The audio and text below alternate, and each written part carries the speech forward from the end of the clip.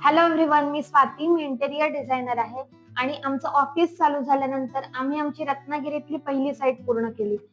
ही आमची साईट रत्नागिरीतल्या ओंकारराव पार्क मध्ये आहे. आमची जी साईट आहे तो 2 BHK फ्लॅट आहे आणि मिस्टर अभय झोरे आणि मयुरी झोरे यांचा हा फ्लॅट आहे.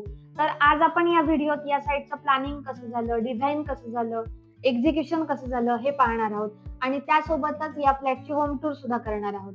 तर सगळ्यात आधी आम्हाला क्लायंटने प्लॅन दिला होता, जो त्यांना बिल्डरने फ्लॅट खरेदी करताना दिला होता. तर त्या प्लॅनच्या आधारावर आम्ही एक प्लॅन ड्राफ्ट केला आणि आम्हाला एक्झॅक्ट मेजरमेंट्स हवी होती. तर ती घेण्यासाठी आम्ही साईटवर गेलो. तिथे आम्ही एक्झॅक्ट मेजरमेंट घेतली आणि फर्निचर लेआउटचे काही ऑप्शन्स बनवले. त्यातला एक फर्निचर लेआउट क्लायंटने फायनल केला आणि या फायनल फर्निचर लेआउटच्या आधारावर आम्हाला ज्या क्लायंटने रेफरन्स इमेजेस दिल्या होत्या, ज्या त्यांच्या रिक्वायरमेंट सांगितल्या होत्या, त्याच्यानुसार आम्ही 3D डिझाईन पूर्ण केलं. त्यानंतर 3D डिझाईन फायनल झालं. मग 3D फायनल झाल्यानंतर आम्ही वर्किंग ड्रॉइंग्सला सुरुवात केली. मग सगळ्यात आधी लागणारी जी सिलिंगची ड्रॉइंग्स होती ती बनवली. त्यानंतर मग इलेक्ट्रिकलची ड्रॉइंग आणि मग फर्निचरच्या ड्रॉइंग्सना सुरुवात केली. या वर्किंग ड्रॉइंग्सच्या आधारावर आम्ही आमच्या साईटचं एक्झिक्युशन चालू केलं. यात आम्हाला आमचे सिलिंग कॉन्ट्रॅक्टर, इलेक्ट्रिशियन, कार्पेंटर, त्यानंतर मॉड्युलर किचन कॉन्ट्रॅक्टर आणि पेंटर सगळ्यांचा भरभरून सहभाग लाभला आणि ही आमची साईट पूर्ण झालेली आहे. तर या साईटची होम टूर करण्यापूर्वी आमच्या क्लायंटचा आधी रिव्ह्यू बघूया. नमस्कार. आम्ही आमचं नवीन घर गेल्या वर्षी मेमध्ये घेतलं आणि ते घेतल्यानंतर त्याचं इंटेरियर कसं करायचं याच्याबद्दल खूप सारे प्लॅन होते आणि ते प्रत्यक्षात कसे उतरवता येतील आणि आपल्याला हवं तसं घर कसं बनवता येईल याचं कन्फ्युजन होतं. तर त्यानंतर आम्हाला स्वाती काजरेकर मॅडम, ज्यांची इंटविजन नावाची फर्म आहे, त्यांचा कॉन्टॅक्ट मिळाला आणि आम्ही हे काम त्यांच्यासोबत करायचं ठरवलं. तर साधारण या पूर्ण प्रोसेसमध्ये 4 ते 5 महिने गेले आणि जसं की सुरुवातीपासून 2D डिझाईन असेल या प्रोजेक्टची, त्याच्यानंतर 3D डिझाईन, त्याच्यानंतर मटेरियल सिलेक्शन आणि ॲक्च्युअल एक्झिक्युशन. सो या सगळ्या कामामध्ये काजरेकर मॅडमनी स्वतः म्हणजे जाणीवपूर्वक लक्ष देऊन हे काम चांगल्या पद्धतीनं करून दिलं. आणि या सगळ्या कामासाठी जसं की त्यांचं सिलिंगचं असेल, कार्पेंटर असेल किंवा पेंटिंग असेल, सो हे सगळं काम करणारी त्यांची पूर्णपणे टीम असल्यामुळे आम्हाला बाहेर यासाठी शोधाशोध करावी लागली नाही. आमचं जुनं घर आणि आत्ताची नवीन साईट ह्याच्यामध्ये बरंचसं अंतर असल्यामुळे प्रत्येक वेळेला आम्हाला इथे व्हिजिट देणं शक्य नव्हतं. सो स्वाती मॅडमनी प्रत्येक वेळेला व्हिजिट देऊन बरोबर काम होते की नाही याच्याकडे पण व्यवस्थित लक्ष दिलं आणि आमचं काम सोपं केलं. सो आम्हाला हवं तसं आमच्या कल्पनेतलं घर बनवण्यात इंटविजनने आम्हाला खूप मोठं सहकार्य केलं आहे. सो त्याबद्दल थँक्यू इंटविजन and team. Thank you so much. Thank you so much Zore family. तर फायनली आता होम टूर साठी आपण या बिल्डिंग मध्ये आलेलो आहोत.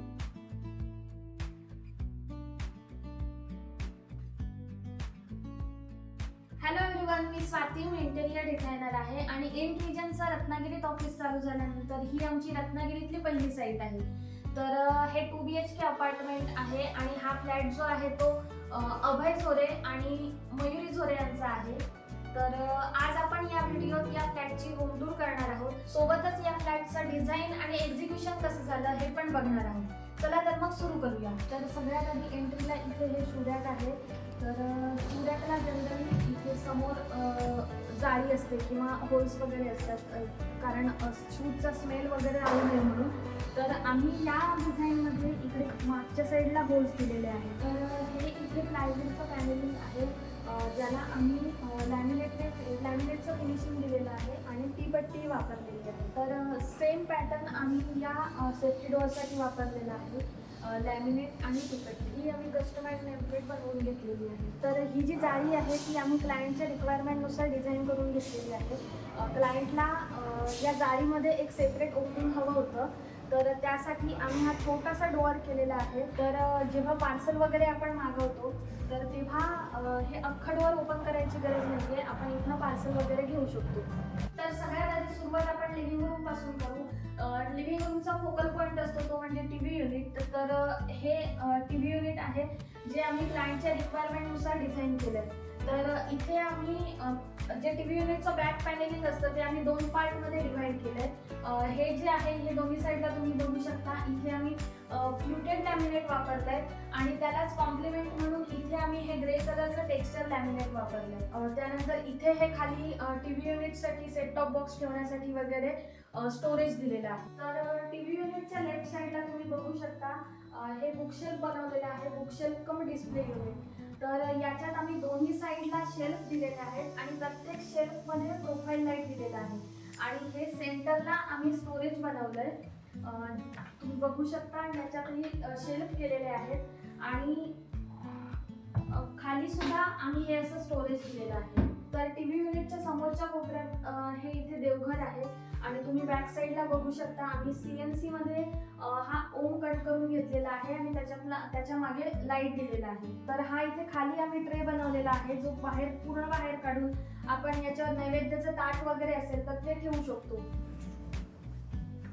त्यानंतर खाली हे इथे 2 ड्रॉवर्स आहेत आणि इथेही आम्ही एक छोटासा कप्पा केलेला आहे आणि हे तुम्ही बघू शकता हे पूर्ण बाहेर काढून आपण कुफी किंवा याच्यावर बसून आपण पूजा करू शकतो. तर क्लायंटला कृष्णाशी रिलेटेड काहीतरी हवं होतं त्यामुळे आम्ही इथे हे CNC मध्ये मोरपीस कट करून घेतलेलं आहे. तर या साईडला आणि इकडे वॉलच्या साईडला आम्ही सेम मोरपीस कट करून घेतलेला आहे जे CNC मध्ये कट झाले. तर टीव्ही युनिटच्या समोर आम्ही हा 3 सीटर सोफा दिलेला आहे आणि जो आपण बुकशेल्फला वुडन कलर बघितला, वुडन लॅमिनेट बघितलं तर त्याच्याशी थोडाफार मॅच होणारा आम्ही हा कलर या कलरचा सोफा बनवून घेतला आहे. या सोफ्याला कॉम्प्लिमेंट करणाऱ्या या 2 ब्लू कलरच्या ॲक्सेंट चेअर आम्ही घेतलेले आहे. तर तुम्ही जे टीव्ही युनिटच्या साईडला बुकशेल्फ बनवलं तर त्याचं जे लॅमिनेट आहे तर सेम त्याच लॅमिनेटमध्ये आम्ही हे सेंटर टेबल बनवलेलं आहे. तर सेंटर टेबलला सुद्धा आम्ही हा एक ड्रॉवर बनवून घेतलेला आहे. जे रिमोट्स वगैरे जे टीव्हीचे रिमोट किंवा AC रिमोट, फॅनचे रिमोट जे असतात ते ठेवण्यासाठी, त्यामुळे थोडीशी स्पेस क्लटर फ्री दिसेल. इथे ही सोफ्याची बॅक साईड आहे आणि इथे हा कॉलम आलेला होता साधारण एवढ्या साईजचा कॉलम असेल तर तो कॉलम आणि तो जो वरून कंटिन्यू झालेला बीम आहे तर तो आम्हाला हाईड करायचा होता. तर त्यासाठी आम्ही हे पूर्ण पॅनलिंग केलेलं आहे. सेम जसा इकडे कॉलम होता तसाच तिकडेही छोटासा कॉलम होता तर तोही आम्हाला हाईड करायचा होता. तर आम्ही हे असं कंटिन्यू पॅनलिंग केलेलं आहे आणि हे पॅनलिंग प्लायवूडचं पॅनलिंग आहे आणि त्याला फिनिशिंग जे तुम्ही टीव्ही युनिटसाठी बघितलं फ्लुटेड लॅमिनेट होतं तर सेम लॅमिनेट आम्ही इथे यूज केलं आहे आणि त्याच्या या बॉर्डरला आम्ही बुकशेल्फ किंवा हे सेंटर टेबल आहे तर सेंटर टेबलसाठी जे लॅमिनेट यूज केलं तर तेच लॅमिनेट आम्ही या बॉर्डरला यूज केलंय. तर आमच्या क्लायंटला कृष्ण आणि अर्जुनाचं महाभारताच्या युद्धाच्या वेळेचं पेंटिंग हवं होतं तर ते आम्ही या वॉलला फिक्स केलेलं, या वॉलला लावलेलं आहे. आणि इथे हा जो ब्ल्यू कलर आहे तो ह्या ज्या 2 ॲक्सेंट चेअर आहेत त्याच्याशी मॅच होणारा घेतलेला आहे. तर कोणत्याही रूमचा अट्रॅक्टिव्ह पार्ट असतो तो म्हणजे सिलिंग. तर इथे हे आम्ही सिलिंग केलेलं आहे. ज्यात इथे हा जो मध्ये कट दिसतोय तर तिथे आम्ही दोन्ही साईडने कोम लाईट दिलेले आहेत. हे दोन्ही साईडला फॅन आहेत आणि फॅनच्या इथे हे आम्ही शँडेलियर दिलेलं आहे.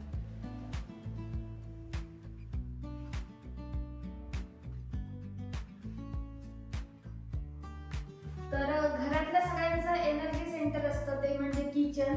तर आता आपण किचन बघूया, किचन कसं डिझाईन केलेलं आहे. तर इथे ही फ्रीजसाठी जागा आहे. जर इन केस क्लायंटला मोठा फ्रीज घ्यायचा असेल तर आम्ही तशी स्पेस सोडलेली आहे इथे.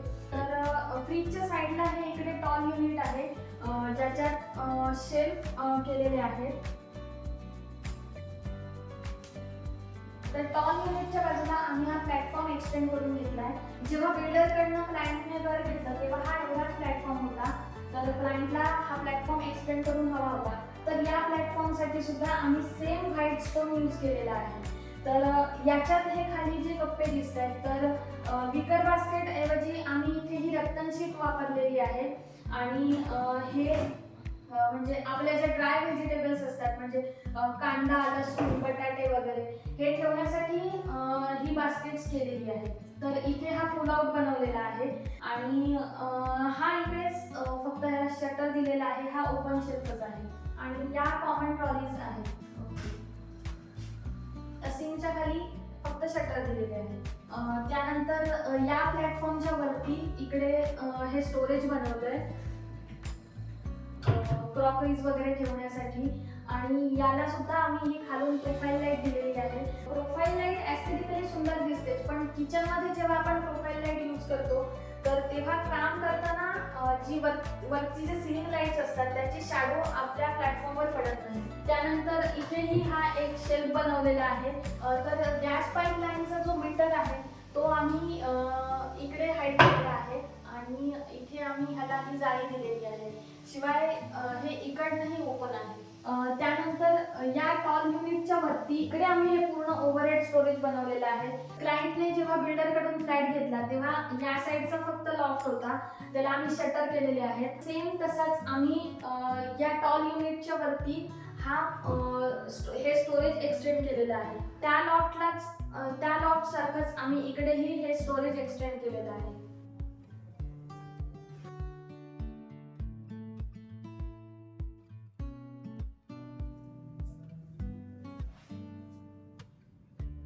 तर ही मास्टर बेडरूम आहे आणि ही मास्टर बेडरूमची ॲक्सेंट वॉल आहे. तर यासाठी आम्ही हा ग्रीन कलर वापरलाय आणि ग्रीन कलरला मॅच होणारा हा वॉलपेपर वापरलाय. ही आम्ही आर्च बनवली होती, तर आर्चच्या आतमध्ये हा कस्टमाइज वॉलपेपर आहे आणि यासाठी आम्ही हा कोव लाईट सुद्धा वापरलेला आहे. तर हा बेड आहे आणि बेडमध्ये हे खाली आम्ही स्टोरेज केलेलं आहे. बेडच्या दोन्ही साईडला ही साईड टेबल आहेत आणि साईड टेबलला आम्ही हे 2 ड्रॉवर्स केलेले आहेत. तर बेडच्या राईट साईडला आम्ही ड्रेसिंग युनिट दिलेला आहे. ड्रेसिंग युनिटला हा बॅकला लाईट दिलेला आहे आणि जो मिरर आहे मिररच्या मागे आम्ही स्टोरेज केलेला आहे. तर हा बेडच्या समोर स्लायडिंग वॉर्डरोब आहे.